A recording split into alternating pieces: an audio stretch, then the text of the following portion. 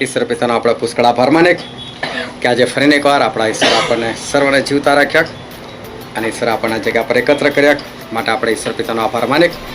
હા, આપણે ઈશ્વર પિતાના વચન તરફ જઈએ અને બાઇબલની અંદરથી લુકની લખેલી સુવાર્તા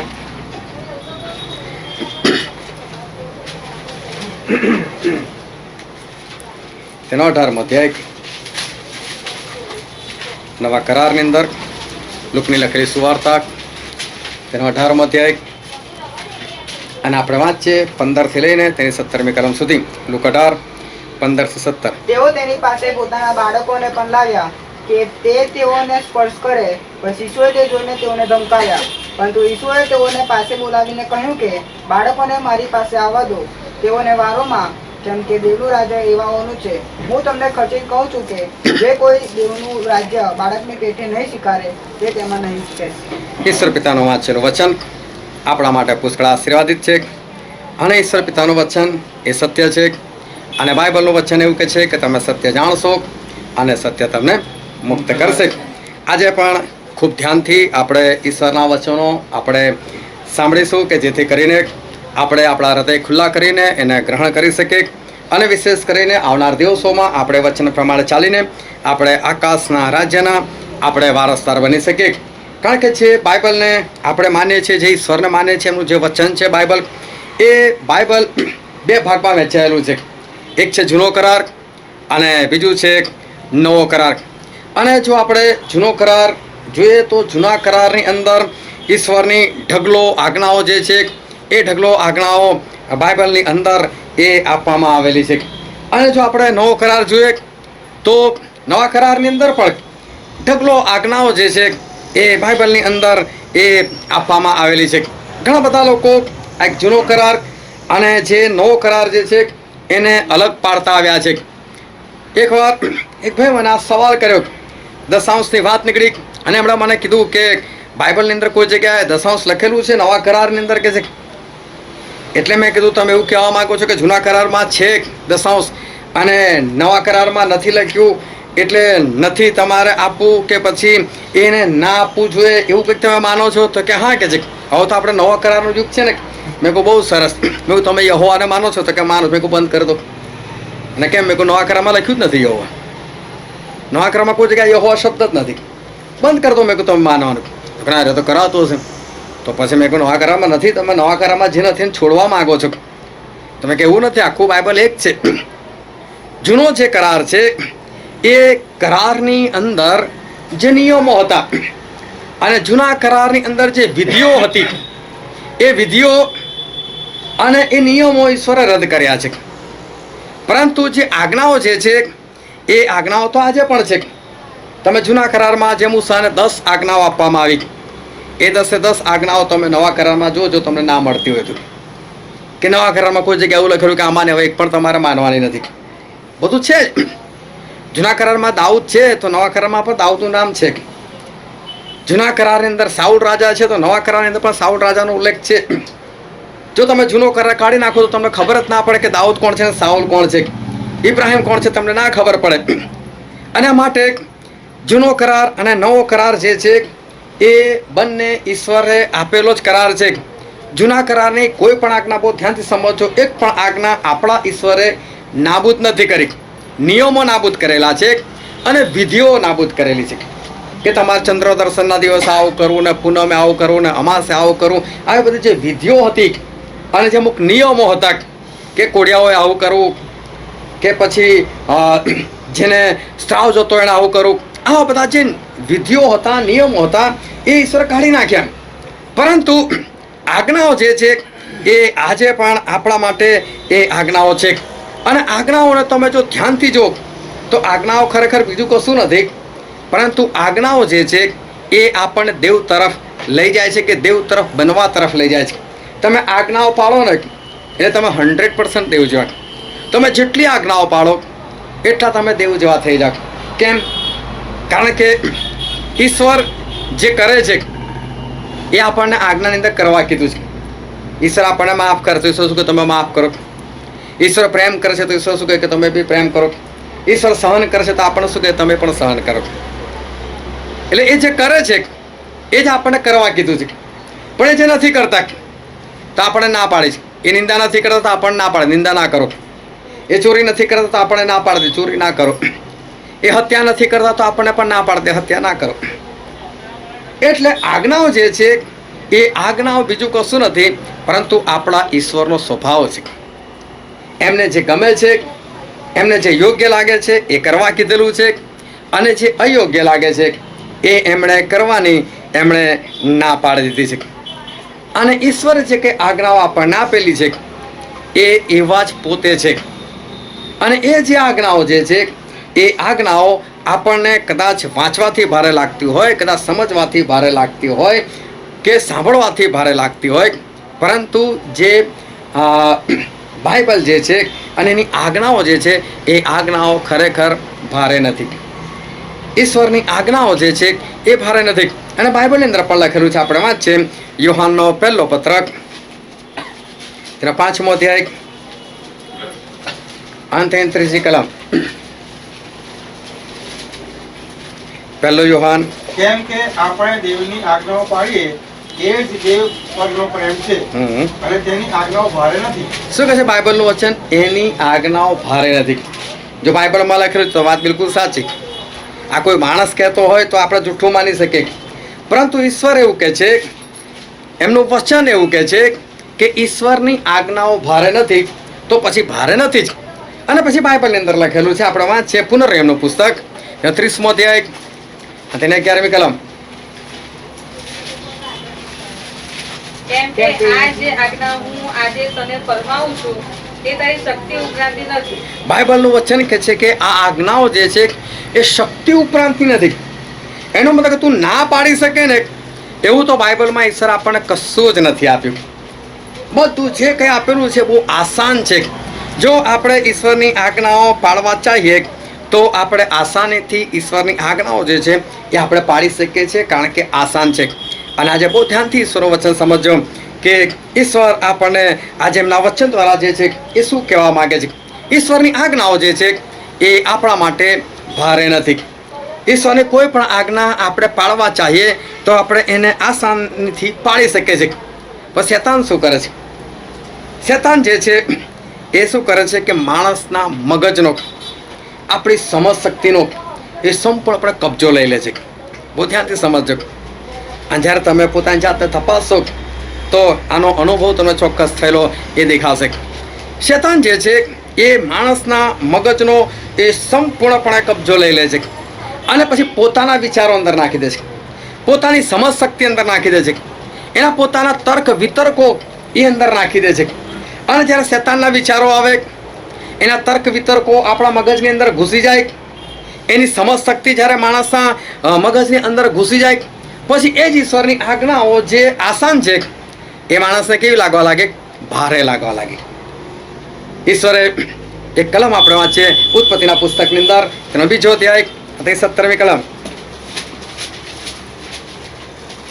પણ ભલું બુરું જાણવાના વૃક્ષનું તારે ખાવું નહીં, કેમ કે જે દિવસે તું ખાશે તે જ દિવસે તું મળશે જ મળશે.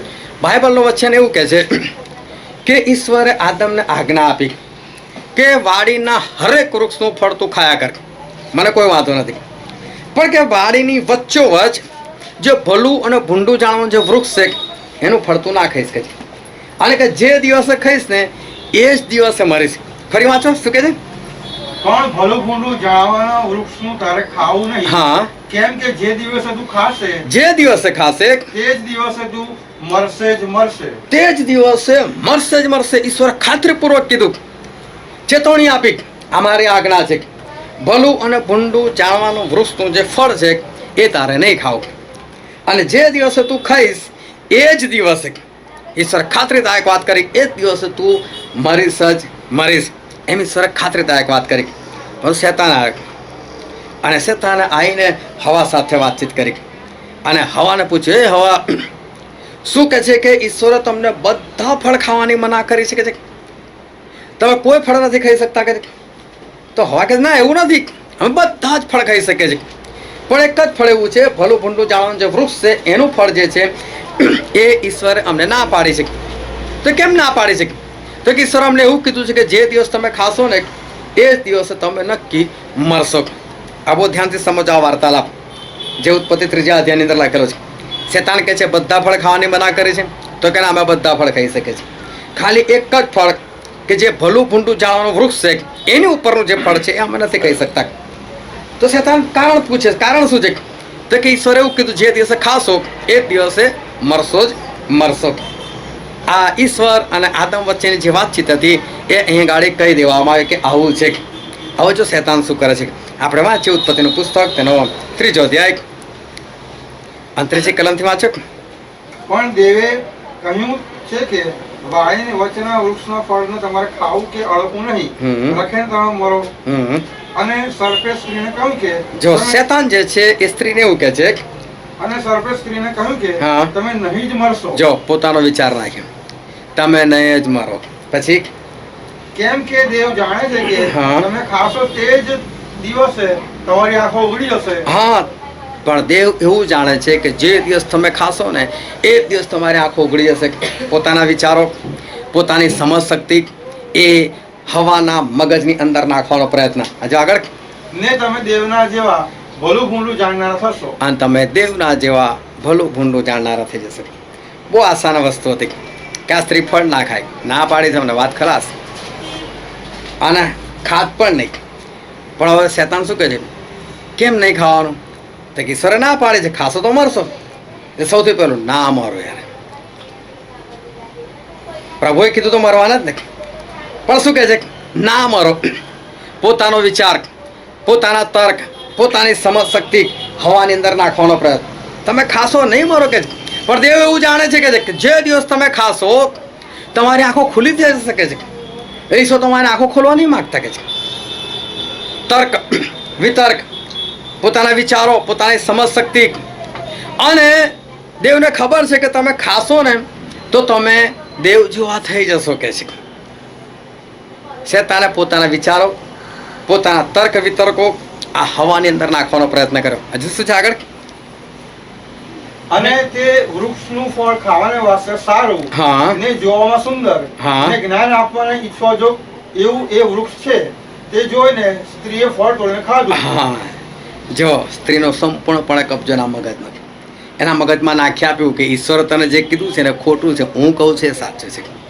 પોતાના તર્ક વિતર્કો, પોતાની સમજ શક્તિ, પોતાના વિચારો એ બધા જે છે એ શેતાને આ હવાના મગજની અંદર નાખવાનો પ્રયત્ન કર્યો. અને આપણે વાંચીએ છીએ તો ખબર પડે છે કે આ પણ ગયું બધું હવાની અંદર. અને હવા જો આ તો બહુ સરસ ફળ છે, દેખાવમાં સુંદર છે તો ખાવામાં કેટલું સરસ. આ તો જ્ઞાન આપે એવું છે, આ તો સુંદર છે. તોડ્યું અને એને ખાધું. જો આને ના કીધું હોત અને એના વિચારો એ હવાની અંદર ના ઘૂસ્યા હોત તો આ હવા ભૂલથી પણ આ ફળ ના ખાતી, એ ત્યાં ફરજ પણ નહીં. પરંતુ શેતાને પોતાની માયાજાળ, પોતાના વિચારો, પોતાની સમજ શક્તિ, પોતાના તર્ક વિતર્કો જે છે એ હવાના મગજની અંદર નાખ્યા, અને હવાના મગજની અંદર એ બધું આઈ પણ ગયું. હવે છે ને બહુ ભારે લાગે. હવા ફળ ના કહીશ, હોતું હશે. પહેલાં તો એવું કહ્યું બધા બહુ ફળો છે, બધું ખાઈ શકે છે. પણ આ બધું થયા પછી, શેતાનના વિચારો આવી ગયા પછી, શેતાનની સમજ શક્તિ આવી ગયા પછી માણસને એ જ ઈશ્વરની આજ્ઞા કે જ્યારે એની પાસે ઈશ્વરીય વિચાર છે, એની પાસે શેતાનના વિચાર નથી, તો એને ઈશ્વરની આજ્ઞા બહુ હલકી લાગે છે. પણ જેવા શેતાનના વિચારો આવી જાય, શેતાનની સમજ શક્તિ આવી જાય, એટલે પછી શું થાય છે કે આ શેતાનને જે છે, અરે એ માણસને જે છે એ ઈશ્વરની આજ્ઞાઓ જે છે એ ભારે લાગવા લાગી જાય છે. હવે માણસને આજ્ઞા જે છે એ ભારે લાગે છે. હવે ઈશ્વર આવ્યા અને આદમને કીધું, આદમ તું ક્યાં છે? આદમ કે પ્રભુ સંતાઈ ગયો છું. તો કેમ કે છે? તો તમે કઈ કપડાં આપેલા કે છે? નગ્ન હતો, સંતાઈ ગયો કે છે. એટલે પ્રભુએ કીધું કે પેલું ફળ જે ખાવાનું મેં મના કરી તે ખાધું છે શું કે? એ ફળ તો ખાઈ નાખ્યું છે શું કે? એટલે આદમ શું કહે છે? તેને જે સ્ત્રી આપીને એણે મને ખવડાવ્યું અને મેં ખાધું. આ વિચારો કોના છે? આ સમજ શક્તિ કોની છે? બાકી એ સ્ત્રીને જ્યારે આ તમે પહેલી વખત જોયું ત્યારે શું બોલેલો? આ તો મારું હાડકામાંનું હાડકું, મારા માંસમાંનો માંસ, આ તો નારી કહેવાશે કારણ કે નરમાંથી લીધેલી છે. કેટલા પ્રેમ ભર્યા શબ્દો બોલેલો. પણ ત્યારે કોની સમજ શક્તિ હતી? ઈશ્વરની. પણ જેવું શેતાનની સમજ શક્તિ આવી ગઈ એટલે વાર્તા બદલાઈ ગઈ. તે જે સ્ત્રી આપીને એના લીધે એણે મને ખવડાવ્યું, બાકી હું થોડો ખાવાનો હતો. આ શેતાની વિચાર, શેતાની તર્ક વિતર્ક, શેતાની સમજ. હવાને પૂછ્યું, હવા તે ફળ ખાધું કે છે? તો કે પેલો સાપ છે ને કે છે, એણે મને ભરમાઈ કે છે, બાકી પ્રભુ હું થોડું આવું કરું કે છે. દોષ મૂકવાનું કામ. હવે શેતાની વિચારો જે છે એ આદમ અને હવાની અંદર એ આવી ગયું. એ લોકોના મગજનો સંપૂર્ણપણે કંટ્રોલ જે છે, એ લોકોની સમજ શક્તિનો કંટ્રોલ જે છે, બહુ ધ્યાનથી સમજો, એ સંપૂર્ણપણે શેતાનના હાથમાં જતો રહ્યો. હવે તો ખબર નહીં લોકોની કેટલી પેઢીઓ જતી રહી. આપણો નંબર કઈ પેઢીમાં હશે ખબર નહીં, પણ તો આપણે એમની જ ઓલાદ છે. આ જ આદમ અને આ જ હવાના આપણે સંતાન. આજે દરેકના હાથમાં એન્ડ્રોઈડ. દુનિયા કર લો મુઠ્ઠી મેં, પરંતુ ખરેખર એન્ડ્રોઈડે બધાને પોતાની મુઠ્ઠીમાં કરી લીધેલા છે. એક બેન તો મને કે નાનું છોકરું હોય ને 6-8 મહિનાનું, એની ચડ્ડી જેવો છે એન્ડ્રોઈડ કે છે. મેં કહું આવું કઈ રીતે? તો કે થોડી થોડી વાર જોવું પડે કશું આવ્યું તો નહીં. આમાં એવું પેલા તો પેલા ફોન મૂકી રાખતા હતા, ઘંટડી વાગે તાર જ જવાનું, એમને કોઈ જોવા જાય શું આવ્યું આમાં. પણ હવે એન્ડ્રોઈડમાં તો પડી રહ્યો ને તોય વધારે નહીં, મીટિંગ પસંદ તરત જ જોજો, જો બધાની સ્ક્રીન ઓન ના થાય તો. કેટલાની ચાલુમાં પણ થઈ જશે. મેસેજ ચાલે કઈ ખરેખર એવું આવ્યું તો નહીં ને, કઈ જોયું તો લેવા દો ભાઈ.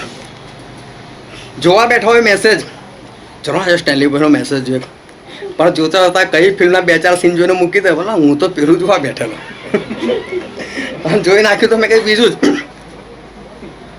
શેતાને આખો કબજો જે છે એ કબજો એ માણસના મગજનો એ સંપૂર્ણપણે એ કબજો લઈ લીધો. આજે તમારો કંટ્રોલ નથી તમારી પર. તમારો જો કંટ્રોલ હોત ને તો તમે તમારી મરજીથી તમારો મોબાઈલ વાપરતા, પણ તમારો કંટ્રોલ નથી. અત્યારે શેતાનનો કંટ્રોલ છે તમારા મગજની ઉપર. અને હવે શેતાન જે છે એ બધું એ ચલાવી રહ્યો છે. અને સાફીરા સરસ વિશ્વાસ કર્યો, પસ્તાવો કર્યો, બાપ્તિસ્મા લીધું અને પવિત્ર આત્મા પણ પ્રાપ્ત કર્યા, મંડળીમાં જોડાયા. અને પછી જો શેતાને લોકોના મગજનો કબજો લઈ લીધો.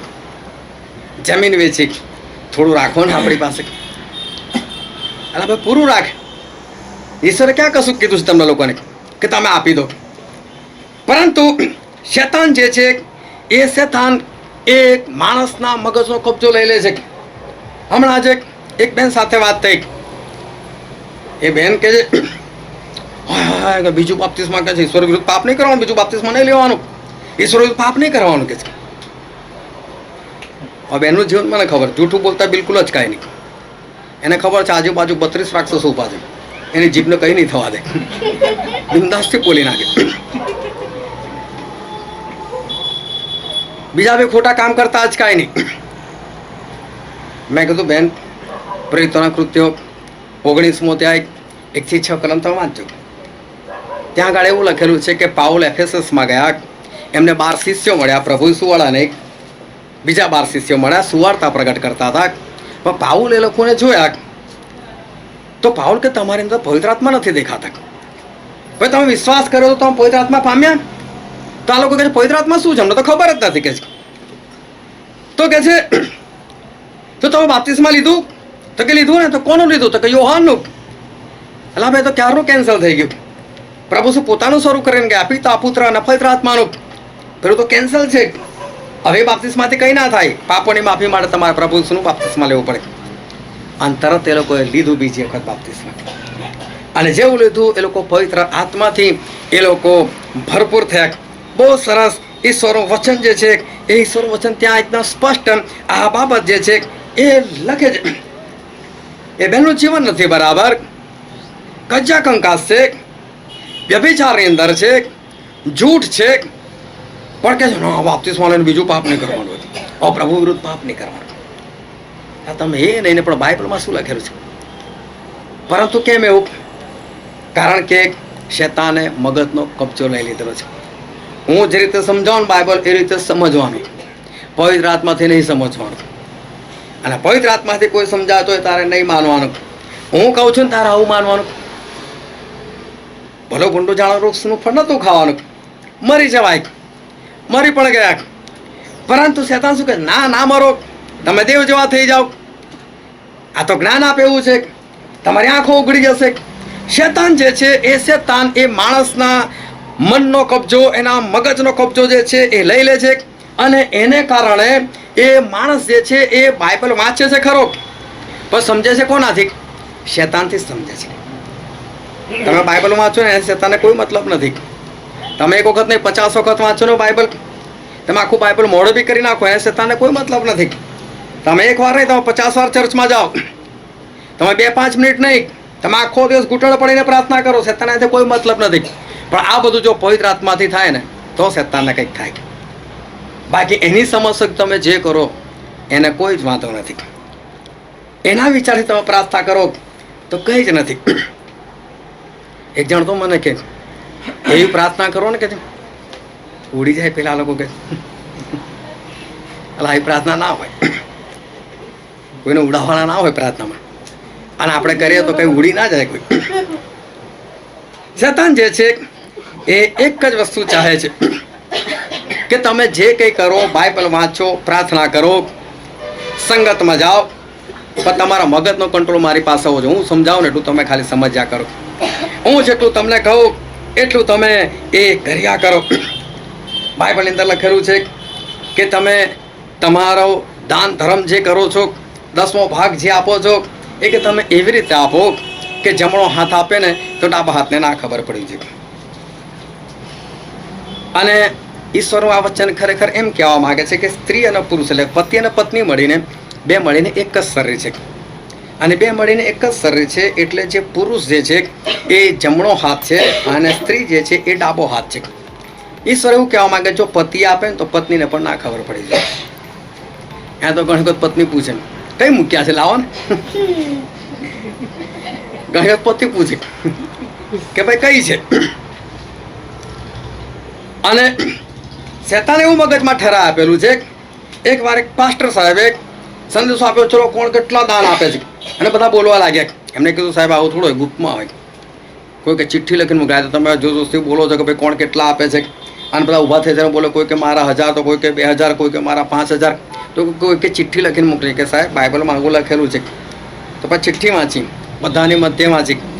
મને ચિઠ્ઠી આવી છે કે એમાં આવું લખેલું છે કે બાઇબલમાં આવું લખેલું છે કે ગુપ્તમાં કે છે કે જમણો હાથ આપતો ડાબાને ના ખબર પડે છે, એવી રીતે દાન આપવું જોઈએ. તમે કેમ આ રીતે જાહેર કરો છો? તો કે મને ખબર છે આ વચન, આ તો લોકોને ઉત્તેજન મળે ને આપવાનું કે છે, એટલા માટે. હવે આ સમજશક્તિ કોની આવી?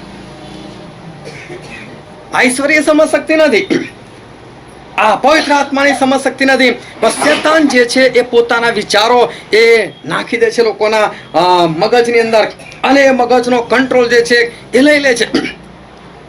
બાઇબલની અંદર તમે જુઓ કે પ્રભુ ઈસુ ખ્રિસ્તનું મોત થયું, અને પ્રભુ ઈસુ ખ્રિસ્તનું મોત શાને પર થયું કોઈને ખબર છે? ગળામાં શું પહેરાયેલું એમને? બાપા ગળામાં કઈ ક્રોસ પહેરાયેલું?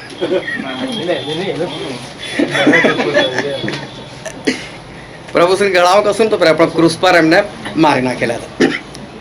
વધસ્તંભ જે હતો એ શાના માટે હતો? પ્રભુ ઈસુ ખ્રિસ્તને મારવા માટે. આટલી સમજ તો છે ને આપણાને. હવે વધસ્તંભ રાખો તો શાના માટે રાખો? ત્રીજા દિવસ જીવતા થઈ ગયા એટલે. એક જણ કે તમને જ અક્કલ છે કે આટલા મોટા મોટા ચર્ચ છે, એ ચર્ચની ઉપર લાગેલા છે, ખોટું છે કે છે? ના ખોટું નથી, પણ તે જાય ને એટલે રાખેલા છે. જો આવશો તો લાલ લાઇટમાં છે જ, ચારે દિશાથી દેખાય તો રાખેલો છે. તો પ્રભુ ચારે બાજુ દેખાય. આ વખત નહીં આ બાજુ, આ ચર્ચમાં તો ભૂલથી બી ના જોઈએ, એ તો ક્રોસ મૂકેલો જ છે.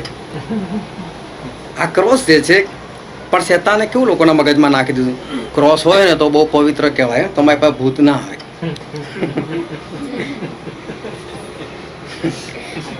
છે ને આવી બધી માન્યતા છે. કેટલાક લોકો કિચનમાં રાખે. નાના પ્રભુ શું કીધું, તમારો વધસ્તંભ ઉચકીને ચાલો, એટલે ઘણા ગળામાં રહીને ફરક. પાછા આમાં બી આકારવાળા હોય, 2 લાકડા હોય તો આમ 3 આમ કરેલા હોય, એને બી પાછું જોરદાર ફેન્સી ક્રોસ બનાવી દે.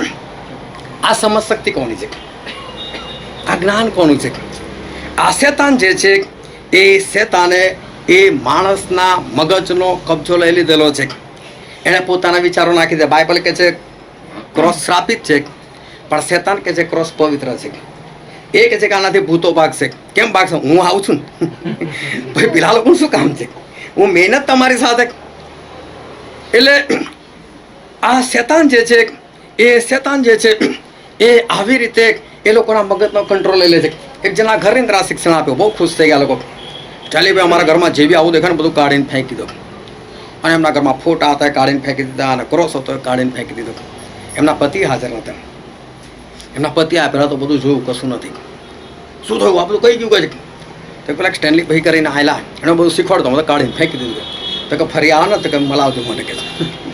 સારું, હું તો જઈને બેઠો. મને સ્ટેનલી ભાઈ તમે બધું કાઢ્યું કેમ કે છે? એમને બી મેં કીધું હવે તમે કહો છો પણ મારા મગજમાં વાત નથી ઉતરતી, પણ એક વાત કહું કે છે. હું શું તમે બહુ સારું કર્યું કે છે. મેં કહે તો પહેલાં ઘરમાં મને છે સિગરેટ પીવાની બીક લાગતી હતી કે છે, ક્રોસ હતો નતો કે છે. પેલા રૂમમાં જઈને કે બહાર બાલ્કનીમાં ઉભો રહીને પીતો હતો, એ બિંદાસથી પીવું છું કે છે. હવે બીક નહીં લાગતી કે છે. કેટલી શેતાન જે છે એ માણસના મનનો કબજો, એના મગજનો કબજો કેટલો લઈ લે છે. એ શું શીખવાડી નાખે છે? બાઇબલ શું કહે છે? અને શેતાન જે છે એ શેતાન કેવું માણસને એ શીખવાડી દે છે અને એના મગજનો કંટ્રોલ લઈ લે છે. અને એફએસીના પત્રમાં લખેલું છે, બાઇબલની અંદર એફએસીનો પત્ર 4થો અધ્યાય 26મી કલમ.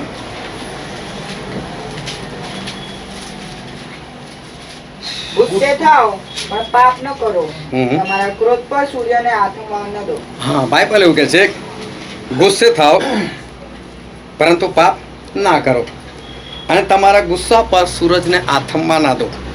એટલે કે સૂરજ આથમી જાય, રાત પડે એની પહેલાં કે છે કે તમે તમારો ગુસ્સો જે છે એ તમે એ છોડી દો.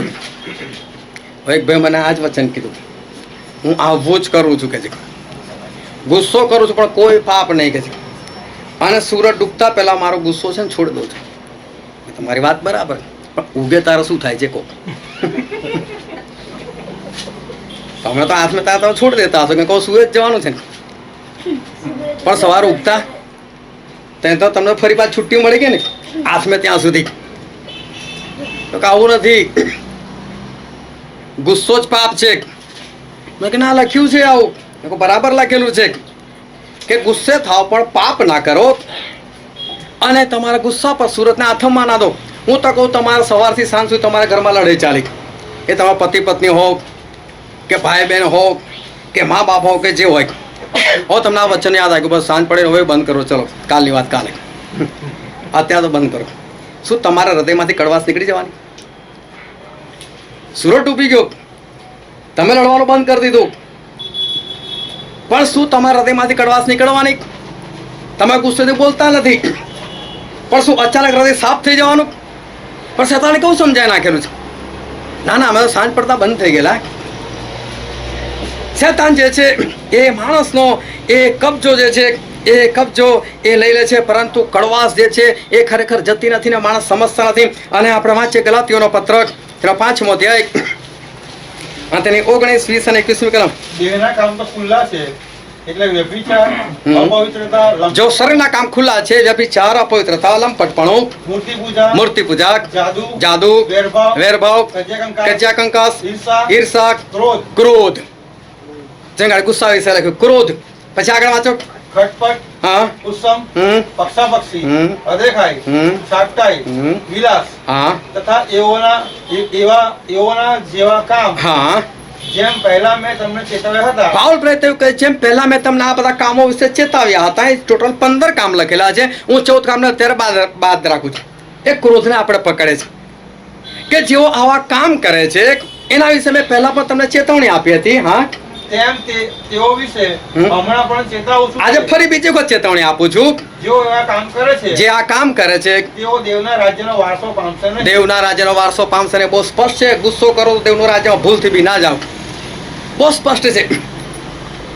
મેં ભાઈને કીધું કે ભાઈ આવું બધું નથી. આ બાઇબલમાં લખેલું છે ગુસ્સો એટલે તમે નર્કમાં જાઓ. બહુ સ્પષ્ટ પાવર પ્રત્યે 2 વખત ચેતવણી આપી દીધી. તો કે ત્યાં કેમ આવું લખેલું છે? હા, ત્યાં લખેલું છે. વાત બરાબર છે. એકવાર સાઉલ રાજાનો ગુસ્સો આવી ગયો. પણ બાઇબલમાં એવું લખ્યું છે કે સાઉલની ઉપર પવિત્ર આત્મા પૂરા પરાક્રમ સહિત આવ્યા, પણ સાઉલનો ગુસ્સો આવી ગયો કે છે. પેલા પવિત્ર આત્મા આવે ગુસ્સો આવે. હા, એક ગુસ્સો એવો છે કે જેને આપણે આત્મિક ગુસ્સો કહી શકીએ કે પવિત્ર આત્માથી આવતો ગુસ્સો કહી શકીએ. એ ગુસ્સો કેવો છે કે જ્યારે કોઈક આત્મિક વ્યક્તિ બીજા કહેવાતા આત્મિક વ્યક્તિને જુએ છે, એનું જીવન ચરિત્ર જુએ છે, એ સંગતમાં જાય છે, મીટિંગમાં જાય છે, પ્રાર્થના કરે છે, ઉપવાસ કરે છે, બીજાને પણ કહે છે, પરંતુ એનું ચરિત્ર જ્યારે જોતા એના ચરિત્રની અંદર ઈશ્વરના પવિત્ર આત્માના ફળ નથી દેખાતા. એનું જીવન બરાબર નથી. તો પેલો બીજો આત્મિક છે ગુસ્સો આ શું કામ દેખાડો કરે છે? લાગ બંધ કર. ત્યારે ગુસ્સો આવે છે આવા આત્મિક લોકો. અને આવો માણસ જે છે કદી પાપ ના કરે કે લાય ખંચર ના હાલી પાડું, એ કે એને મારી ના નાખે. પેલો ગુસ્સો તો મારી નાખે તમને. એને કડવાશ રહી જાય તમારી. આતાને ચોખ્ખું કહે તો ભાઈ બચવું હોય તો બંધ કરા બધો દેખાડો ને સીધી રીતે જીવ. પ્રભુ ઈસુ ખ્રિસ્ત મંદિરમાં ગયા. ઇઝરાયલ પુત્રો જાણતા હતા કે મંદિર એ પ્રાર્થનાનું ઘર છે અને ત્યાં આગળ વેપારનું ઘર કરી નાખેલું. ચર્ચની અંદર બહાર બાઇબલ વેચવા માટે બેસો, ત્યાં પોસ્ટરો વેચવા માટે બેસો, ત્યાં સીડી વેચવા માટે બેસો, એનો કોઈનો ગુસ્સો નહીં આવતો. એનો ગુસ્સો આવવો જોઈએ કે ચર્ચમાં આ બધું ના ચાલે. પરંતુ લોકોને આ ગુસ્સો નથી આવતો. કેમ નથી આવતો? આત્મિક હોય તો આવો ગુસ્સો આવે. ઉડતા પહેલાના વખત તમે છો તો સારું છે ને, બાઇબલો મળી રહે છે. પરંતુ પેલો ગુસ્સો જે છે એ તો સંપૂર્ણપણે સાંસારિક અને માણસને ખલાસ કરનારો ગુસ્સો છે. એ ગુસ્સો તો ખાલી કરનાર માણસ પણ એ સ્વર્ગની અંદર જે છે એ ભૂલથી પણ નહીં જાય. પણ શેતાને કેવો કબજો લઈ લીધો છે. સાંજ પડે તો બંધ કરી દો છે ને, ભલે એને કડવાશ રાખો, ગુસ્સો છોડી દો છે ને. અને માણસો જે છે એ માણસો એ રીતે જીવન જીવે છે કે એ લોકોને ખબર નથી કે અમારું મગજ જે છે એ અમારું મગજ એ શેતાનના એ કંટ્રોલમાં આવી ગયેલું છે. પાઉલે 2 વખત ચેતવણી આપી છે કે ક્રોધ કરનાર માણસ જે છે એ ભૂલથી પણ એ સ્વર્ગમાં એ નહીં જાય. અને હિબ્રુના પત્રમાં લખેલું છે ત્યાં 13મો અધ્યાય અને 17મી કલમ. તમે તમારા આગેવાનોની આજ્ઞાઓ પાડીને તેઓને આધીન રહો, કેમ કે હિસાબ આપનારાઓની પેઠે તેઓ તમારા આત્માની ચોકી કરે છે. બાઇબલનું વચન કહે છે કે તમે તમારા આગેવાનોની આજ્ઞા પાડીને તમે તેને આધીન રહો. તમારો જે આગેવાન છે એની આજ્ઞા પાડીને આધીન રહો. હું એકવાર એક જગ્યા પર જોબ કરતો હતો અને ત્યાં અમારી હેડ હતી, એક લેડીઝ હતી, અને મારે રજા જોઈતી હતી. બીજા દિવસે મારે કંઈક કામ હશે કે નહીં હોય તો મારે રજા જોઈતી હતી. એટલે મેં જેને કહી દીધું ભાઈ કાલે હું નથી આવવાનો. મને કે જો સ્ટેલી હમણાં છે ને રજા મળે એવું નથી. મેં કીધું મેં ક્યાં રજા માંગી? મેં તો કહી દીધું કાલે નથી આવવાનું. મેં કીધું હવે તમારે જે કરો તો કરું, કાલે નથી આવવાનું, બસ વાત ખલાસ. હું બીજા દિવસે ગયો પણ નહીં. અને મને એવું લાગે હું બહુ અટથી રહું છું, પરંતુ ખરેખર આ આગેવાનોની આધીનતા નથી. તમે તો તમારી આજ્ઞા તમે જણાવી દીધી હું આમ કરવાનું છું, આ થોડી આધીનતા છે. તમારે પૂછવાનું હું શું કરું એ આધીનતા છે. તમારા આગેવાનોને તમે આધીન રહો એ ઈશ્વરની આજ્ઞા છે કે આપણે એમની આજ્ઞાઓ પાડીને આપણે એ આધીનતામાં રહેવાનું છે. બલામે ઈશ્વરે પૂછ્યું કે ઈશ્વર શું કે છે ઇઝરાયલ પુત્રોને શ્રાપ આપું? ઈશ્વર કે હોતું હશે, મારા લોકો છે, આશીર્વાદિત લોકો છે, કોઈ શ્રાપ નહીં આપવાનો. અને એને ના પાડી દીધી. બાળકને ના પાડી દે, બાળક હું તારી સાથે નહીં આવું. બીજા દિવસે બાળકે ફરી માણસોને મોકલ્યા અને ફરી બલામને કીધું કે ચલેલા વધારે સોનું આપીશ, વધારે પૈસા આપીશ, તું ઇઝરાયલ પુત્રનો શ્રાપ આપને. તો કે ઉભા રહો કે ફરી પૂછી જવું કે ઈશ્વર લખી. હવે ફરી પાછળ પૂછે છે ઈશ્વર આપું શ્રાપ? આ શું છે? એને તો શ્રાપ આપવો છે, પણ હું આપું ને પ્રભુ ના પાડે છે. પોતાની મરજી તમે એ આગેવાનની આગળ, એ ઈશ્વરની આગળ તમે ઠોકી બેસાડો, એ કઈ આધીનતા નથી. ઈશ્વરને પૂછવાનું, ઈશ્વર હું કરું આમ, ઈશ્વર આવું કરાય મારાથી, એને કેવા આધીનતા? તમે કહો કે હું આમ કરવાનું છે, એ કઈ આધીનતા નથી. ઈશ્વરને કહેવું પડે કે ઈશ્વર હું આ કામ કરું, અને પછી ઈશ્વર કહે તો શેતાન જે છે એ માણસનો એ કબજો લઈ લે છે, એના મગજનો કંટ્રોલ જે છે એ પોતાની પાસે એ રાખી લે છે, એના પોતાના વિચારો, પોતાની સમજ શક્તિ આપે છે. અને એટલે માણસો, એ લોકોને એવું લાગે છે કે અમે તો બહુ જ સારી રીતે આજ્ઞા અમે પાડીએ છીએ. ઈશ્વરે આજ્ઞાઓ તો આપણને આપેલી જ છે, પરંતુ જે વિચારથી આપેલી છે, એ આજ્ઞાઓની પાછળ જે સત્યતા છે એ શેતાન હટાવી દે છે. અને શેતાન એ આજ્ઞાઓની અંદર પોતાના વિચારો, પોતાના તર્ક, પોતાની સમજ શક્તિ અને પોતાની માન્યતાઓ જે છે એ મૂકી દે છે. એકવાર ઈશ્વરે સમુએલ દ્વારા શાઉલને કહેવાય કે જા શાઉલ અમાલેકની સાથે યુદ્ધ કર અને અમાલેકનો સંપૂર્ણપણે નાશ કર. અને શાઉલ રાજા ગયા, નાશ પણ કર્યો, પરંતુ જે મેઇન રાજા હતો ને એને જીવતો લઈ આવ્યા, એને પકડીને લઈ આવ્યા. અને સાથે સાથે ત્યાં જે ઉત્તમ ઘેટા બકરા હતા પૃષ્ઠપુષ્ઠ એને પણ લઈ આવ્યા. અને જે માયકાંગલા હતા એ બધાને બાળી નાખ્યા. આજ્ઞા પાડી ખરી, પરંતુ ખરેખર સંપૂર્ણ આજ્ઞા જે છે એ સંપૂર્ણ આજ્ઞા એ પાડી નથી. અને એણે આજ્ઞાઓ જે રીતે પાડવી જોઈએ એ રીતે આજ્ઞાઓ એણે પાડી નહીં. અને સમુએલના પુસ્તકમાં લખેલું છે, આપણે વાંચીએ તેનો 15મો અધ્યાય, પહેલો સમુએલ 15મો અધ્યાય અને તેની 20 અને 21મી કલમ. શાઉલે સમુએલને કહ્યું, શાઉલે સમુએલને કીધું, મેં યહોવાની વાણી માની છે, મેં ઈશ્વરની વાણી માની છે, ને જે માર્ગે યહોવાએ મને મોકલ્યો હતો, હા, મને ઈશ્વર જે માર્ગે મોકલ્યો હતો તે માર્ગે હું ગયો છું. હા, અમાલેકીઓના રાજા અગાગને હું પકડી લાવ્યો છું. હા, ઈશ્વર મારી નાખવાનું કીધું. અને આ તો કહે છે કે હું એને પકડીને લાવ્યો છું. અમાલેકીઓનો પૂરો નાશ કર્યો છે. હા, પણ તારા જે યહોવાની આગળ ગિલગાલમાં યજ્ઞ કરવા સારું હા, નાશ નિર્મિત વસ્તુઓમાંથી ઉત્તમ ઘેટા તથા બળદો લોકોએ લૂંટમાંથી રાખી મૂક્યા છે. હા, શાઉલ એવું કહે છે કે ઈશ્વરને આગળ યજ્ઞ કરવા સારું, બલિદાન આપવાના માટે. હું કહે છે કે આ ઘેટા બકરા જે છે એ લોકોએ રાખી મૂકેલા છે, પણ અમારા માટે થોડા રાખ્યા છે. અમે તો આજ્ઞા બરાબર પાડેલી, પણ ઈશ્વરે થોડો ઘેટા બકરા જોઈએ છે. ઈશ્વરે ના પાડેલી કે આ દુષ્ટ લોકો છે, આ રાક્ષસથી જન્મેલા રાક્ષસ લોકો છે, લોકોનો તમે નાશ કરી નાખો. પરંતુ મેન રાજાને જ બચાવી લાગ. પછી તાને કેવો કબજો લઈ લીધેલો. આ તો કહે છે કે અમે તો બધાને મારી જ નાખ્યા છે ને, આ તો ખાલી રાજાને અમે લઈ આવ્યા છે, બધા ઘેટા બકરાને મારી જ નાખેલા છે ને, આ તો અર્પણ કરવા માટે અમે લાયા છે. શેતાન જે છે એ પોતાની સમજ શક્તિ નાખી દે છે. અને માથીની સુવાર્તામાં લખેલું છે એના 15મો અધ્યાય અને તે 30 કલમથી વાંચો તો. પણ તેણે તેને ઉત્તર દીધો કે તમે તમારા સંપ્રદાયથી દેવની આજ્ઞાનું ઉલ્લંઘન કેમ કરો છો? કેમ કે દેવી કહ્યું છે કે તું તારા બાપનું તથા તારી માનું સન્માન કર. હા, ઈશ્વરે તેવું કીધું છે કે તારા બાપનું અને તારી માનું સન્માન કર. હા, જે કોઈ બાપની અથવા માની નિંદા કરે તે જાનથી માર્યો જાય. હા, પણ તમે કહો છો કે જે કોઈ પોતાના બાપને કે માને કહેશે કે જે વડે મારાથી તને લાભ થતો હોય તે દેવને અર્પિત છે, હા, તો તે ભલે પોતાના બાપનું કે પોતાની માનું સન્માન ન કરે. જો કે તમે તો આવું કરી નાખ્યું છે. ઈશ્વરે તો એવું શીખવાડ્યું છે કે મા બાપનું સન્માન કરો, પણ તમે લોકો કેવી આજ્ઞા ફેરવી નાખી છે કે મા બાપની પાસે તમે જે ખર્ચો કરો છો એ તમે જો દાનમાં આપી દો તો પછી હવે તમારે મા બાપનું સન્માન કરવાની કઈ જરૂર નથી કે છે. આખી આજ્ઞા બદલી નાખી. કઈથી કઈ વાત જે છે એ વાત એ ફેરવી નાખી. શેતાન જે છે એ એવું લગાડે છે કે તમે તો બરાબર જ કરી રહ્યા છો, તમે તો આજ્ઞા જ પાડી રહ્યા છો, કારણ કે એની સમજ શક્તિ આવી ગઈ છે. અને એની સમજ શક્તિથી લોકો આજ્ઞા પાડે છે. લોકોને એવું લાગે છે અમે ખરેખર આજ્ઞા પાડે છે. આજે લોકો 2 કલાક ચર્ચમાં, હવે તો લોકડાઉન પછી તો એ બધું બંધ જ થઈ ગયેલું છે. હવે તો ઘરમાં બેસીને ઓનલાઈન જોવાનું, ઓનલાઈન જુઓ એટલે તમારે નવા ધોવાની કોઈ જરૂર નથી, તમારે તૈયાર થવાની પણ બહુ જરૂર નથી. તમે ગમે ત્યાં કપડાં પહેરીને ત્યાં બેસી શકો, કારણ કે તમે પાસ્ટરને જોઈ શકો, પાસ્ટર થોડા તમને જોઈ શકે છે. એટલે બિંદાસીને સામે બેસો, ચા પીતા પીતા બેસો, નાસ્તો કરતાં કરતાં બેસો, બ્રશ કરતાં કરતાં પણ બેસો, કશું જ વાંધો નથી. અને એ રીતે આ જે લોકો ઓનલાઈનની ઉપર એ ચર્ચની જે મજા જે છે એ મજા એ માણી રહ્યા છે. એ લોકોને એવું લાગે છે કે અમે સંગતની અંદર છે અને અમે સંગતે કરી રહ્યા છીએ.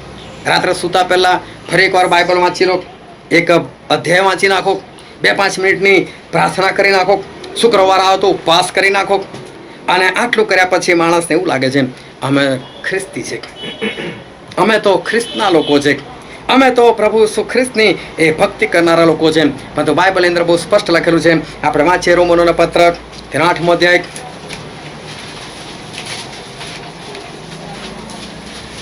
તે 9મી કલમ. પણ જો દેવનો આત્મા તમારામાં વસતો હોય તો તમે દૈહિક નથી પણ આત્મિક છો. હા. પણ જો કોઈને ખ્રિસ્તનો આત્મા નથી જો કોઈને ખ્રિસ્તનો આત્મા નથી એટલે કે પવિત્ર આત્મા નથી તો તે ખ્રિસ્તનો નથી. તો તે ખ્રિસ્તનો નથી એટલે કે ખ્રિસ્તી નથી. ખ્રિસ્તી બનવા માટે સંગત નહીં, ખ્રિસ્તી બનવા માટે શુક્રવાર ઉપવાસની જરૂર નથી, ખ્રિસ્તી બનવા માટે 2 કલાક સંગતની જરૂર નથી, ખ્રિસ્તી બનવા માટે તમારે કોઈ આરાધના કરવાની જરૂર નથી. ખ્રિસ્તી બનવા માટે જે જરૂર છે ખ્રિસ્તનો આત્મા, પવિત્ર આત્મા. એ જ્યારે તમારી અંદર હોય તો તમે સાચા ખ્રિસ્તી. એના સિવાય માણસ જે છે એ ખ્રિસ્તી નથી. પછી તને કેવું ઠસાઈ દીધું છે, તું જાય છે ત્યાં રવિવારે, તું રોજે કે તે વાંચે જ છે ને, રાત્રે સૂતા પહેલા પ્રાર્થના કરે જ છે ને, તું શુક્રવારે ઉપવાસ કરે જ છે ને, અને માટે તું તો ખ્રિસ્તી છે. આ શેતાનની સમજ છે, આ એના વિચારો છે, આ એનો તર્ક છે, આ એની સમજ શક્તિ છે. તો બાઇબલ શું શીખવાડે છે?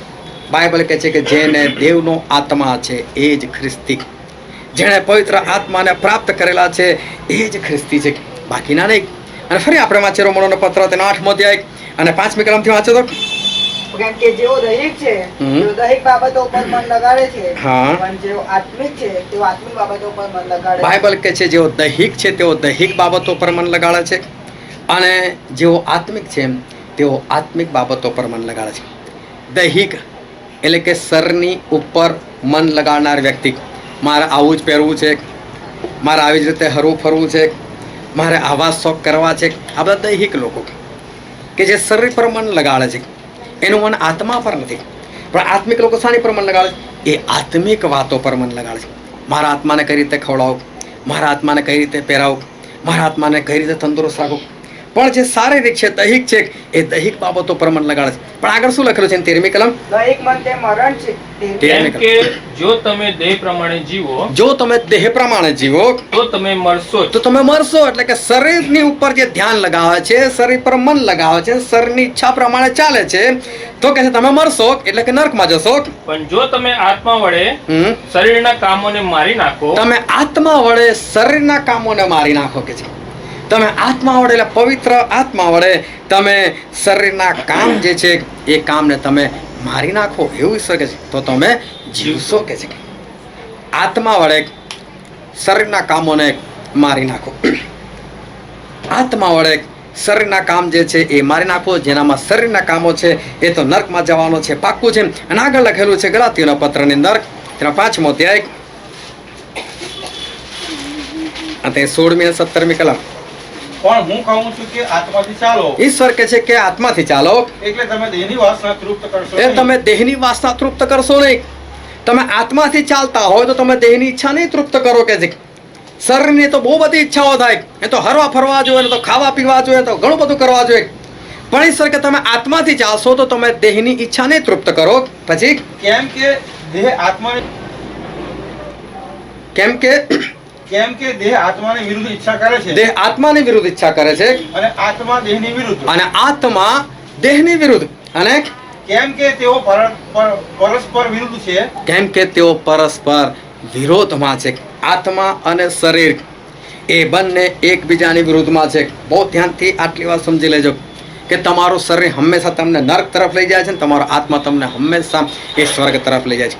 જો તમે તમારા શરીરને આધીન થઈને ચાલશો તો તમે નર્કમાં પાક્કા જવાના છો, અને જો તમે આત્માના આધીન થઈને જશો તો તમને સ્વર્ગમાં જતા કોઈ પણ રોકી નહીં શકે. અને પછી યાકૂબના પત્રમાં લખેલું છે, યાકૂબનો પત્ર તેનો 4થો અધ્યાય અને 33મી કલમ. તમે માંગો છો પણ તમને મળતું નથી, કેમ કે તમે તમારા મોજ શોખ પર ખર્ચી નાખવાના ખોટા ઈરાદાથી માંગો છો. તમે બધા ખોટા ઈરાદાથી માંગો છો કે છે. મોજ શોખ પર ખર્ચી નાખવાનો ખોટો ઈરાદો. પછી શેતાન શું કહે છે? દૈહિક મન તે મરણ છે અને આત્મિક મન તે શાંતિ છે.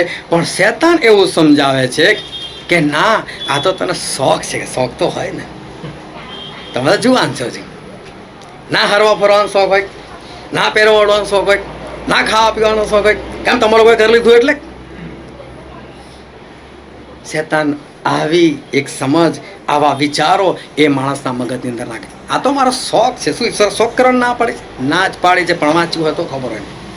બહુ સ્પષ્ટ લખેલું છે, તમે મોજ શોખ પર ખર્ચી નાખવાના ખોટા ઈરાદાથી માગો છો. અને શેતાન એવું સમજાવે છે, આ તો બધા ઈશ્વર આપેલા તમને આશીર્વાદો છે. તમે ધનવાન જ હોવા જોઈએ, તમે સારું જ પહેરો, તમે સારું જોડો, તમે હરો ભરો, બસ બિંદાસથી. ઈશ્વરનો આશીર્વાદ છે. શેતાન એ માણસના મગજનો કબજો લઈ લે છે અને માણસ જે છે એ એના વિચારથી ઈશ્વરનું વચન વાંચે છે. અને માટે એને જે ખરી સમજ આવી જોઈએ એ ખરી સમજ એના જીવનમાં આવતી નથી. પ્રભુ ઈસુ ખ્રિસ્ત 33 વર્ષની ઉંમર તો મરી ગયા, ભયંકર દુઃખ વેઠ્યું. એમના શિષ્યો તમે જુઓ, એમના શિષ્યોએ ભયંકર દુઃખ વેઠ્યું. પિત્તર ક્રુસ પર મરી ગયા. યોહાન એમને પણ મારી નાખવામાં આવ્યા. યોહાન બાપ્તિસ્મા કરનારને મારી નાખવામાં આવ્યા. પાઉલ પ્રેરિતને મારી નાખવામાં આવ્યા. જેટલા બી છે બાઇબલની અંદર એ બધા લોકો જે છે એ લોકો શહીદ થયેલા છે, એ લોકોને મારવામાં આવેલા છે. અને પાઉલ પ્રેરિત તો સમજાવવું પડશે. આપણે વાંચીએ પ્રેરિતોના કૃત્યો 14મો અધ્યાય તેની 22મી કલમ.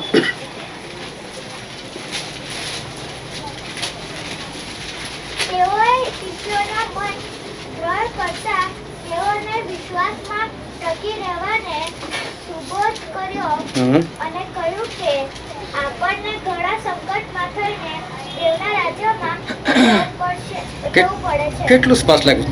આપણને ઘણા સંકટમાં થઈને દેવના રાજ્યમાં એ જવું પડશે. કેટલું સ્પષ્ટ લાગ્યું છે? હવે લોકો શું સમજે? ના રે પ્રભુ આપણને દુઃખ પડવા દે, આપણને સંકટમાં નાખે. પ્રભુ એવા છે? પણ પાવર સ્પષ્ટ કે છે આપણને ઘણા સંકટમાં થઈને એ દેવના રાજ્યની અંદર એ આપણે જવું પડે છે. ફરી બીજા તિમોથીમાં લખેલું છે, બીજો તિમોથી 3 અધ્યાય 12મી કલમ. જેઓ ખ્રિસ્ત ઈસુમાં ભક્તિભાવથી ચાલવા ઈચ્છે છે તેઓ સગડા પર સતાવણી થશે જ. બાઇબલ કહે છે જો તમે ખ્રિસ્ત ઈસુમાં પૂરા મનથી ચાલવા ચાહો છો તો સતાવણી થશે જ. બહુ સ્પષ્ટ વચન, સતાવણી થઈને જ રહેશે. એટલે દુઃખ તો છે જ આપણા જીવનમાં. જો તમે પ્રભુની પાસે ખરા હૃદયથી ચાલો છો તો તમને સતાવવામાં આવશે, તમને હેરાન કરવામાં આવશે, તમને પરેશાન કરવામાં આવશે. બહુ સ્પષ્ટ વાત છે. અને પ્રકટીકરણમાં લખેલું છે તેનો 7મો અધ્યાય, પ્રકટીકરણનું પુસ્તક 7મો અધ્યાય 13મી અને 14મી કલમ. પછી તે વડીલોમાંના એકે મને પૂછ્યું કે જેઓએ શ્વેત જબ્બા પહેરેલા છે તેઓ કોણ છે અને ક્યાંથી આવ્યા છે? તેને મેં કહ્યું કે મારા મુરબ્બી તમે જાણો છો. આ ઘણા બધા લોકો જે સ્વર્ગમાં પહોંચી ગયેલા એ લોકોના માટે પૂછવામાં આવ્યું કે પ્રભુ આ લોકો કોણ છે, ક્યાંથી આવ્યા છે? તેણે મને કહ્યું જેઓ મોટી વિપત્તિમાંથી આવ્યા તેઓ એ છે. બહુ મોટી વિપત્તિમાંથી આવેલા લોકો છે. એમને સ્વર્ગમાં જવાતું નથી, વિપત્તિઓમાંથી જવું પડે છે. અને રોમનોમાં લખેલું છે તેનો 8મો અધ્યાય 17મી કલમ. હવે જો છોકરા છીએ તો વારસ પણ છીએ. છોકરા છે તો વારસદાર છે, આવું તો બધા બોલે છે. એટલે દેવના વારસ છીએ અને ખ્રિસ્તની સંગાતે વારસાના ભાગીદાર છીએ. તેની સાથે મહિમા પામવાને સારું જો આપણે તેની સાથે દુઃખ સહન કરીએ તો. દુઃખ સહન કરે તો, એમને એમ નહીં. બાપા મહેનત કરીને ભેગું કરે, છોકરાને મૂળાવવા માટે માગે, બાપા થોડા આપે, જોડો ઉઠાવવું પડે. આ બહુ સ્પષ્ટ વાત છે. ઈશ્વર કહે છે, એમનું વચન કહે છે કે તમે ઈશ્વરની સાથે દુઃખ ઉઠાવો ને તો સ્વર્ગમાં જઈ શકો. બાકી છોકરા છે એવું તો શેતાને બધાના મગજમાં ભરી જ ના કરે છે. આપણને કશું નથી થવાનું, પ્રભુ આવવાના છે, એન્ટીક્રાઇસ્ટ પહેલાના આપણને ઉઠાઈને લઈ જવાના છે.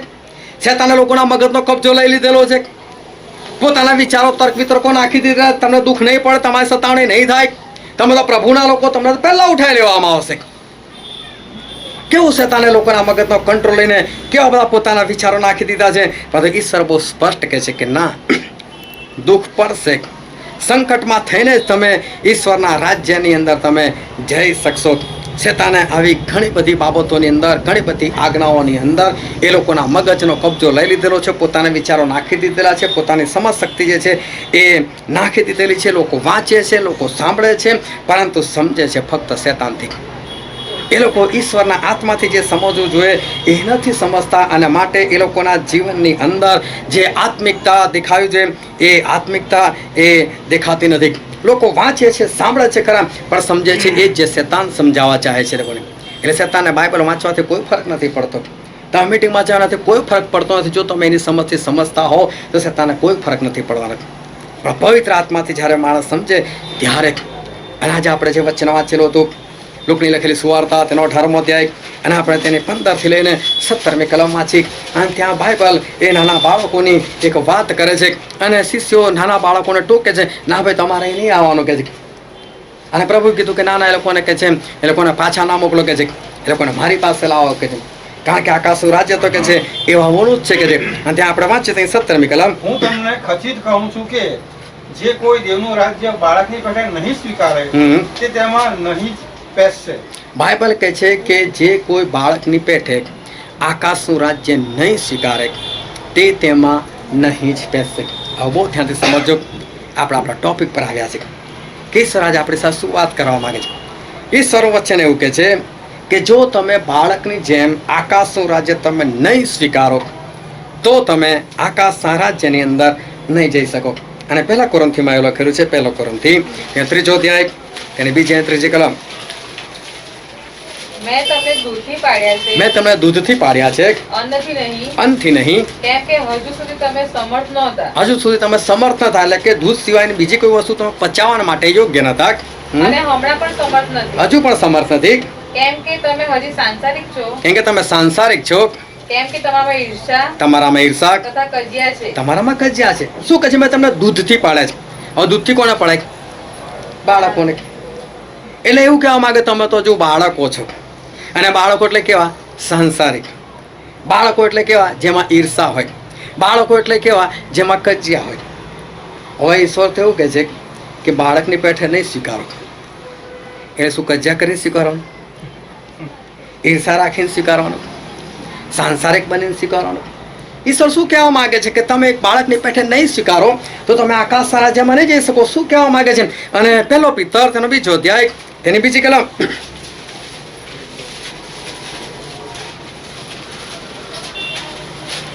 નવા જન્મેલા બાળકોની પેઠે નિષ્કપટ આત્મિક દૂધની ઈચ્છા રાખો. નવા જન્મેલા બાળકની પેઠે, એટલે બાળક હોય ને એ દૂધ પીવે. પણ પાઉલ કહે છે કે તમે હજુ દૂધ સિવાય બીજું કશું પચાવવાને યોગ્ય નતા. એનો મતલબ પાઉલની ઈચ્છા શું કે તમે મોટા થાવ, એનો તો બાળક ના બની રહો. તમારું છોકરું 25 વર્ષે બી રમકડા રમતું હોય તો તમને આનંદ ના થાય કે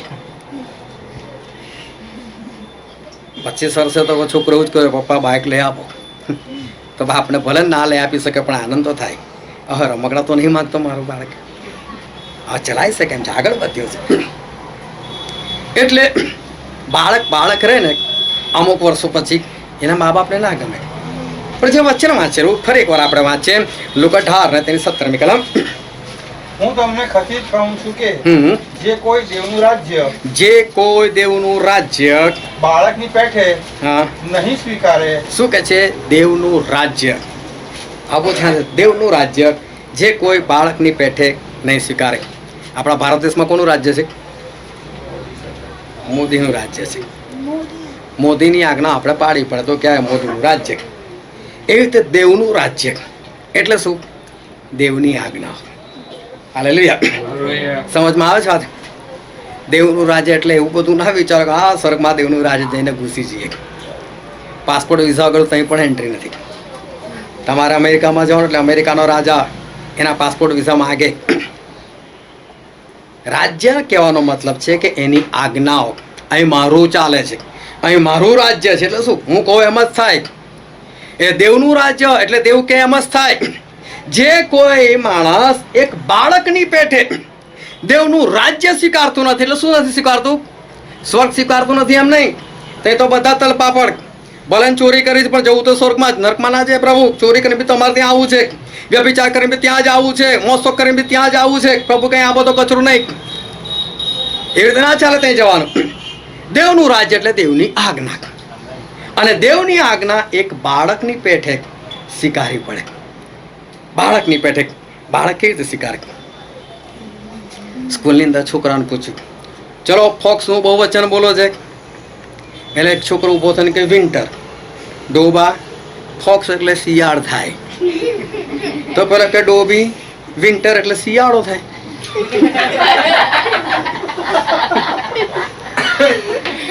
આ બાળક નહીં, બાળકને આટલું જ્ઞાન ના હોય. બહુ ધ્યાનથી ઈશ્વર વચન સમજો. બાળકને તમે કેજીમાં મૂકો, એક કડક શીખીને આવ્યો, જેનું બી બાળક શીખીને આવ્યું છે એ લોકોને સારી રીતે અનુભવ છે. શું તમારા બાળકે એકડે કાંઈ શીખીને એવું પૂછેલું કે પપ્પા આવો જ એકડો હોય? માની લીધેલું ને, ભલે ને 3 વર્ષ 4 વર્ષ 5 વર્ષ તમે તમારી જોડે રાખ્યું, પણ એકવાર મેડમે કીધું ને, એકવાર સર કે એકડો આવો હોય, એટલે ઘરાને કે પપ્પા હું એકડો શીખી ગયો, એકડો આવો હોય. તમે ફાળફાળ ના કરો, આવો એકડો ને હું તો મારા બાપને પૂછીશ કે બાળક. એટલે જે ઈશ્વરની આજ્ઞા પાળવામાં તર્ક વિતર્ક કરતો હોય ને, એટલે સમજી લો જે બાળક નથી ને બાળકને પેટે સ્વીકારતો નથી. ઈશ્વરની આજ્ઞા ફટ દઈને માન લે. આવું લખ્યું છે, માનો. બાળકની પેઠે સ્વીકારો. શેતાને કબજો લઈ લીધેલો છે લોકોના મગજની અંદર. તર્ક અને વિતર્કો જે છે એ બધા એ નાખી મૂકેલા છે. એક તો 6 વર્ષનું છોકરું પુસ્તક વાંચતું હતું, સરસ આરામ ખુરશીના પગ પર પગ ચડાવીને બાપે જોયું. હા, અત્યારે શું વાંચે છે? તો ટાઇટલ શું હતું ખબર?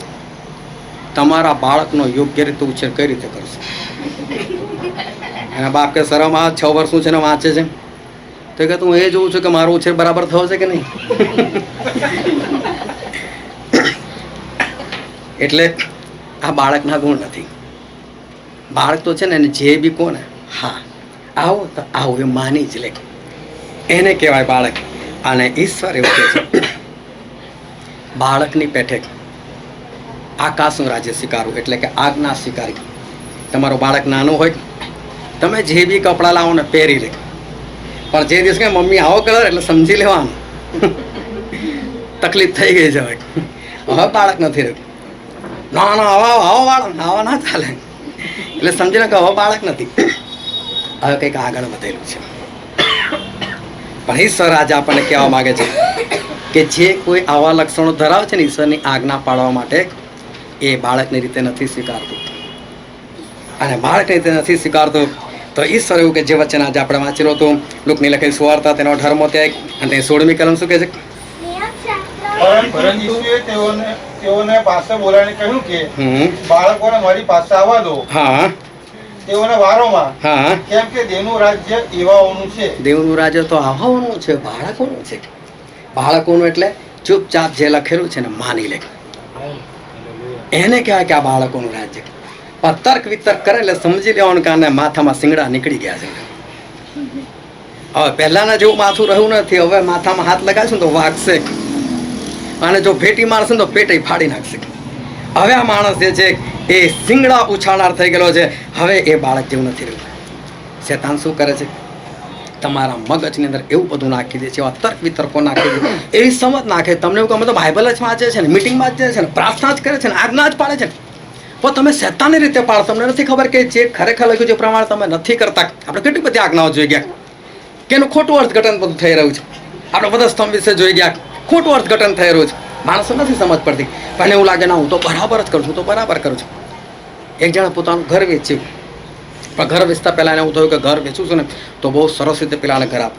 સોદો વાગી ગયા પછી એને કલર કર્યો, આ સરસ થોડું ઠીકઠાક કરાવી નાખ્યું. આગળ 2-4 ઝાડ તો પહેલેથી રોપેલા હતા, સરસ બધું બગીચાનું બી કામ કરી નાખ્યું કે ભલે વેચાઈ ગયું, પણ પેલાને લાગે ને એ રહેવા આવતો એને જોરદાર લાગે. કબજો સોંપી દીધો. પરંતુ બીજા દિવસ જોયું તો ત્યાં તો બધા જેસીબી ઊભા રહેલા અને બુલડોઝર ઊભા રહેલા, તોડફોડ ચાલતી હતી ઘરની. આ દુઃખ થયું કે આ લોકોના માટે મેં આટલું સુંદર કરીને આપ્યું ઘર. તોડી નાખે દોડ્યો હતો, એ ભાઈ તમે શું કરો, મેં તમારા માટે આટલું સુંદર ઘર બનાવ્યું, સરસ મેં કલર કર્યો, આટલા બધા ઝાડ રોપેલા, મેં બગીચાનું કામ કર્યું, એટલું સુંદર કરીને તમને આપ્યું, તમારે ખાલી રહેવા આવવાનું હતું, ક્યાં તમારે તોડી નાખ્યું? અલા ભાઈ અમે ખરીદ્યું છે એના માટે કે માની પર આલિશાન એપાર્ટમેન્ટ બનાવવાના છે, અહીં એક સ્વિમિંગ પુલ હશે, અહીં એક લિફ્ટ હશે, આવા ટાઈપનું અમારું ઘર છે. આ તારું જે છે ને એવું નહીં. આપણને શું લાગે એમાં બહુ ઈશ્વરમાં સારું કરે છે, પણ ખબર નથી કે આ તો શેતાનના વિચારોથી તમે બધું કરી. ઈશ્વર તમારામાં શું જોવા માંગે છે?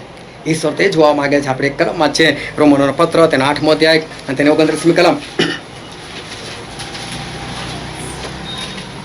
કેમ કે જેઓને તે અગાઉથી જાણતો હતો તેઓને વિશે તેણે અગાઉથી ઠરાવ્યું પણ હતું કે તેઓ તેના દીકરાની પ્રતિમા જેવા થાય. ઈશ્વર તો એવું ચાહે કે તમે પ્રભુ ઈસુ જેવા બનો, એમના દીકરાની પ્રતિમામાં બનો.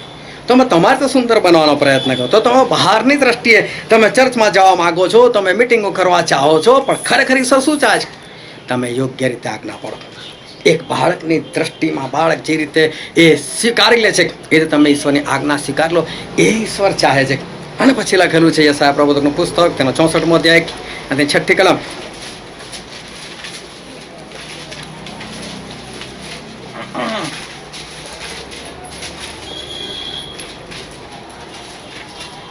અમે સર્વ અશુદ્ધ જેવા થયા છીએ. અમારા સર્વ પુણ્ય કર્મ અમારા સર્વ પુણ્ય કર્મ મેરા લુગડાના જેવા છે. મેલા લુગડા જેવા છે.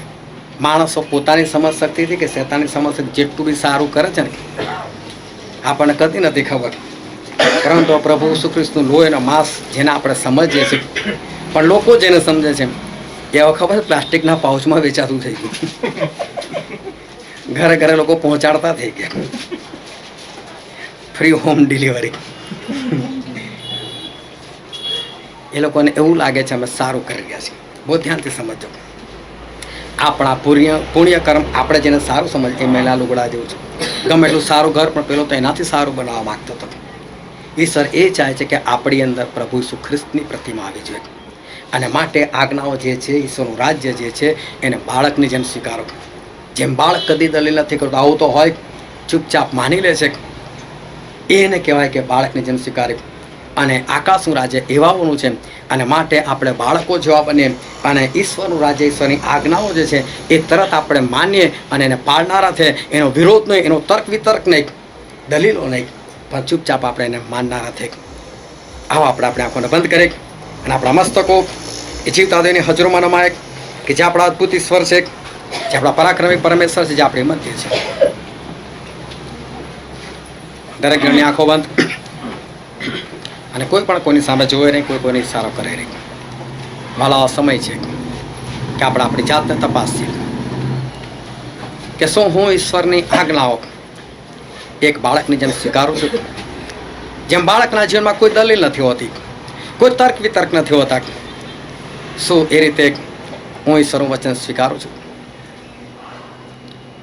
જો તમારા જીવનમાં તર્ક છે, વિતર્ક છે, તમારી પોતાની માન્યતાઓ છે, તો ખરેખર તમારી પોતાની નથી. એ શેતાને તમારો કબજો લઈ લીધેલો છે. એ તમારા મગજનો કબજો લઈ લીધેલો છે. તમારા વિચારો એ શેતાનના બની ગયેલા છે. શેતાને પોતાની સમજ તમારી અંદર નાખી દીધી છે.